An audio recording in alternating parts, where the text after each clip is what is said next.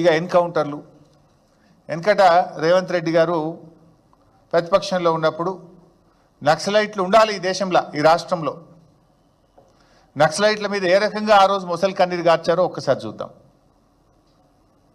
Naxalism ఉంటే naxalism తీవ్రవాదం వల్ల అభివృద్ధి కుంటుపడుతుందేమో అని ఆ రోజు అనుకున్నాం. కానీ ఇవాళ వాళ్ళు ఉంటే బాగుండేమో అనుకున్న పరిస్థితి వచ్చింది.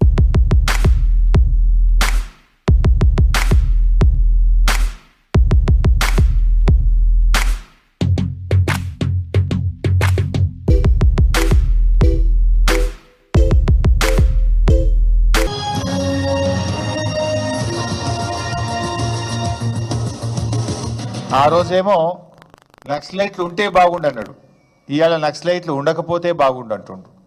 ఇలా 3వ ఎన్కౌంటర్ ఈ ప్రభుత్వం వచ్చిన తర్వాత, 3rd ఫేక్ ఎన్కౌంటర్స్. ఇది